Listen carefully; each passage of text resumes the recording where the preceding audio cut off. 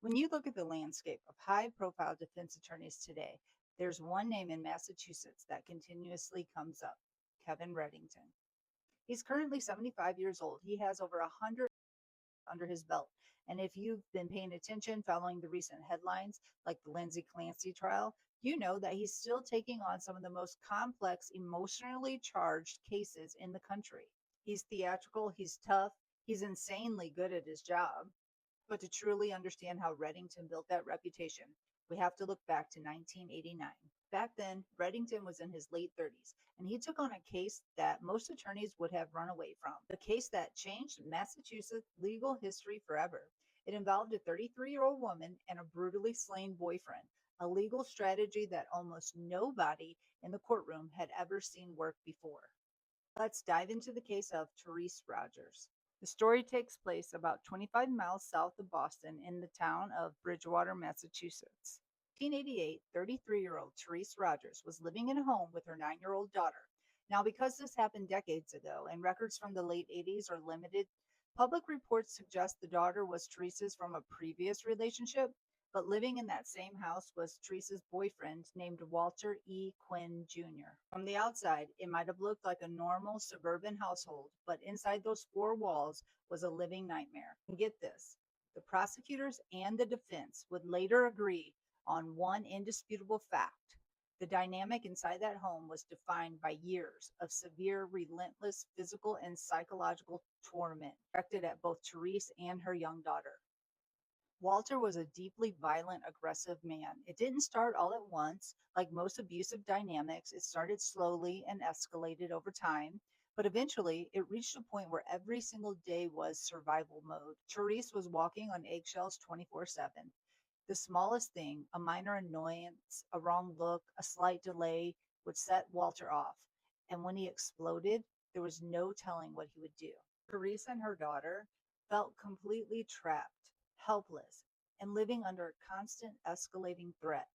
And as Kevin Reddington would later argue in court, living in that level of terror for years does something very specific and very damaging to the human mind. By late 1988, Therese had hit a complete breaking point. I am not saying what Therese did was excusable, justifiable, or the right thing to do. But looking at the legal psychology behind why it happened is what makes this trial so historic. Night in question, Walter was asleep in their bedroom. Therese grabbed a sharp weapon, walked into the room, approached sleeping Walter, and plunged it directly into his eyes. The injuries were instantly fatal. Walter Quinn died right there in the bed. Therese Rogers was arrested, charged with facing life behind bars.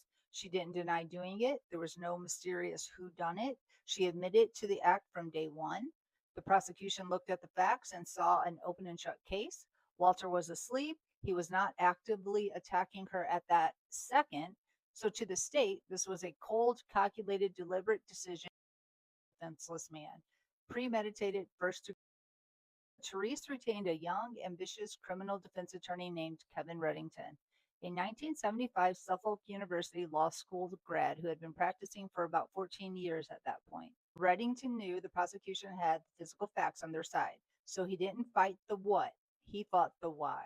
To defend Therese Rogers, Reddington had to convince a jury in 1989 to expand their traditional understanding of self defense. Historically, self defense required an immediate visible threat, like someone pulling up on you right in that exact moment.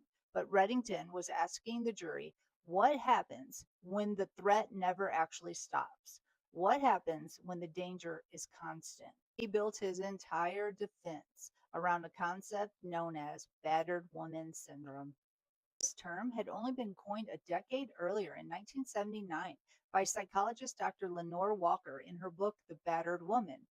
In 1989, most everyday jurors sitting in that courtroom had never heard of it. Dr. Walker identified that women in severely abusive relationships undergo a specific psychological pattern driven by what she called the cycle of violence. The trial began in 1989, a year after the crime.